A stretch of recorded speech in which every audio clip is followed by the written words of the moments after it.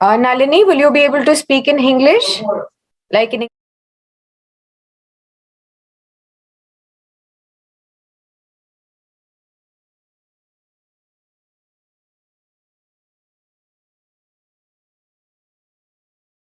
Welcome, you're watching Business Today. I am Sakshi Batra, and on this show, we are going to be discussing about what the Supreme Court has really said about the central government's stand on cryptocurrencies. I have with me principal correspondent of India Today, who's been covering Supreme Court from morning. Thank you so much, Nalini, for taking out time for this discussion. Help me understand, what are you picking up, and what was this observation by the Supreme Court? What have the statements come out?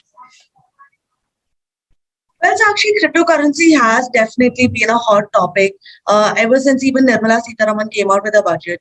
And today, the Supreme Court was actually taking up a case for hearing regarding an accused who was accused of scamming several people under something called a gain Bitcoin scam. So it was in that reference that the bench of Justice D.Y. Chandrachud as well as Justice Surya Kant asked the central government, who is being represented by Additional Solicitor General Aishwarya Bhati, to come out with clarity on the legality of Bitcoin itself. And what the bench asked the center was that they have to take a clear stand on as to whether or not Bitcoin was going to be legal or not, to allow the Supreme Court to actually proceed properly in these manners. Now, as you know, the central government has not still come out with a clear clarification on what the legal standing of Bitcoin is going to be. So that is a little bit of nudge that the Supreme Court is giving them with regard to this, that they need to come up with a clear stand so that the Supreme Court can go ahead and decide in the future cases about how exactly they need to be handled. Absolutely. This is critical that the government really makes its stand clear as far as the legality of cryptocurrencies is concerned. And now the Supreme Court itself is asking the central government to take a clear stand right here. Help us understand with a little more context as to what this case was all about and what observations have you been seeing overall throughout this case? Well, so actually this case was regarding one particular individual who was accused, like I told you, of scamming several people. His name was Amit Bharadwaj, and the scam that we are talking about almost consisted of about 87,000 Bitcoins, which was amounting to almost 20,000 crores. So it's a huge scale that we are talking about. So in this reference, this Amit Bharadwaj was arrested earlier in 2018. He later on also got bail in 2019. But what happened in 2022 was that the Enforcement Directorate issued not one, but multiple summons, not only to Amit Bharadwaj, but also his family members. So it was in reference to that the matter has now come up to the Supreme Court. What the Supreme Court has said is that Amit Bharadwaj will have to cooperate with the investigation. He will have to cooperate with the investigating officer and show up for interrogation as and when he is called upon. But at the same time, they've also modified their earlier order and granted him interim protection from arrest, at least for now, which means that during the course of the investigation, or at least until the next hearing, Amit Bharadwaj, according to the Supreme Court order, cannot at least right now be arrested. Now, there is also a logic as to why this interim protection has been granted, because there is no clarity on the legality of Bitcoin itself as of now. So it makes sense for the Supreme Court to go ahead and pass such a reasoned order to give somebody interim protection from arrest during the time of the investigation.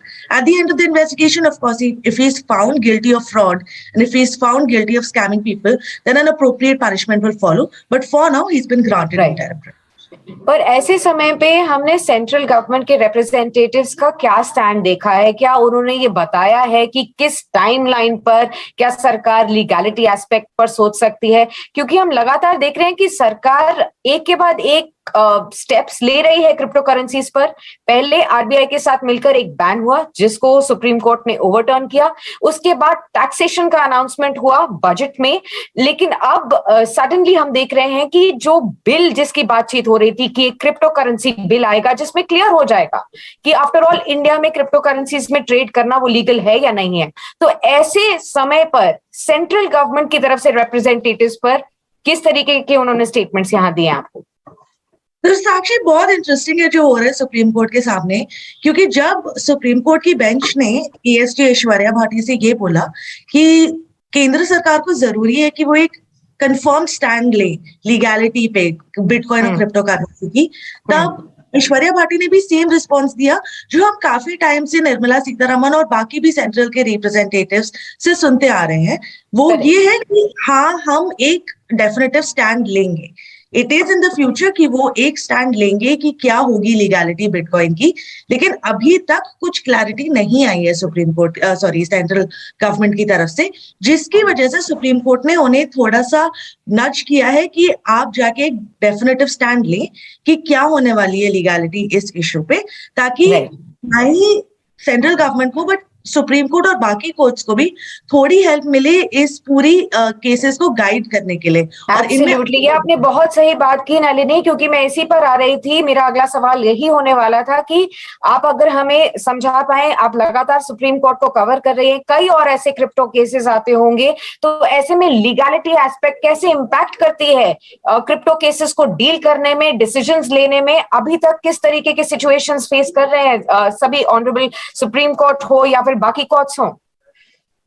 देखिए साक्षी, अभी तक कुछ भी clear नहीं है। Supreme court, जहां तक हम सेपरेशन ऑफ पावर्स की बात करते हैं, सुप्रीम कोर्ट खुद से आके कोई लॉज नहीं बना सकता।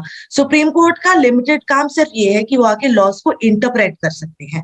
तो इस केस में सेंट्रल गवर्नमेंट और लेजिस्लेचर का काम बहुत ज्यादा इंपॉर्टेंट हो जाता है, क्योंकि सारी पॉलिसी और लॉज उन्हीं को फ्रेम करने होंगे जो आगे जाके सुप्रीम कोर्ट इंटरप्रेट कर सके। तो सुप्रीम कोर्ट का काम हमेशा सिर्फ सेकेंड स्टेज पे ही आएगा इस रेफरेंस में। तो जब तक केंद्र सरकार अपनी तरफ से कुछ क्लैरिटी नहीं ला सकती, तब तक सुप्रीम कोर्ट या और कोई भी कोर्ट इसमें आगे कुछ नहीं कर पाएगा। लेकिन फिर भी जो केसेस सुप्रीम कोर्ट के सामने आ रहे हैं क्रिप्टो करेंसी और बिटकॉइन को लेके, वो उनको अपने जो उनके लिमिटेड उनका एस्पेक्ट है या स्कोप है, उस स्कोप को मद्देनजर रखते हुए काफी बारीकी से देख रहे हैं। ये एक इश्यू ऐसा है जो बहुत ही हॉट टॉपिक है, ना ही सिर्फ लोगों के बीच में बट कोर्ट्स के भी बीच में, क्योंकि क्रिप्टो करेंसी और उसकी लीगैलिटी इंडिया में क्या होने वाली है, उसका फ्यूचर इकोनॉमी पे बहुत बहुत बड़ा इम्पैक्ट पड़ेगा। तो इसलिए सुप्रीम कोर्ट बहुत ही क्लोजली मॉनिटर कर रहा है। वो अभी बहुत ही लिमिटेड एम्बिट और लिमिटेड स्कोप में ये वाले केसेस कंसिडर कर रहे हैं, क्योंकि एक वाइडर पॉलिसी सरकार की तरफ से। Do you have any vague idea of the number of cases that are in front of the Supreme Court and other courts with respect to cryptocurrency, so that we can also get an idea of what kind of cases are coming on, the number and the quantity that is coming it in?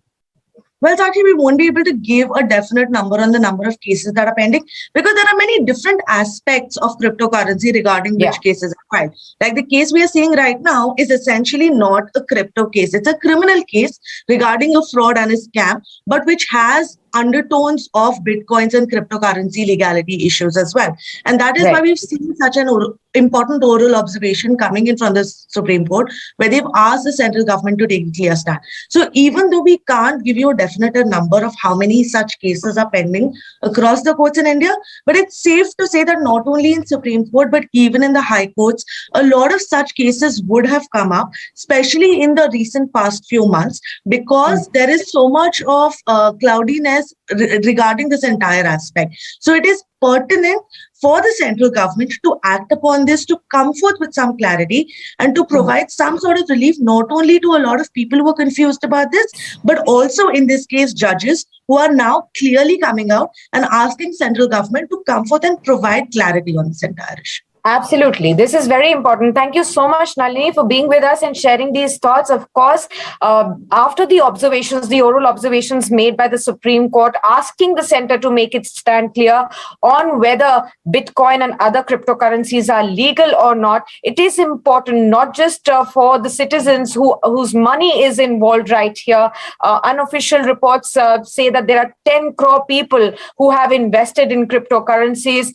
Finance, government, and officials from the government have already spoken to Business Today. I spoke to CBDT chairman as well in an exclusive interview after the budget as well, where he did say that there is a number of 40 exchanges currently working in cryptocurrencies realm. The biggest of them has an annual turnover of over 34,000 odd crore rupees. So we can understand the money that is being involved, and people are still finding themselves vulnerable with the cloudiness around this whole space and the uncertainty in this whole space of cryptocurrencies. There is taxation, but the government has constantly maintained that taxation is not equivalent to legality of cryptocurrencies. And now the Supreme Court is definitely talking about the government to come forward and provide clarity on what its clear stand is. Now, whether this is by way of bringing a cryptocurrency bill, or by passing an ordinance, or by giving some certain statements, that is something that is required by the people of the country, the youth, which is absolutely concerned about what to do with their investments in cryptocurrencies and whether they are at the right side of the law or not. Thank you so much, Nalini, for sharing all these thoughts with us and sharing the, all the findings of what this report and Supreme Court observations are. Thank you so much for joining us with your thoughts.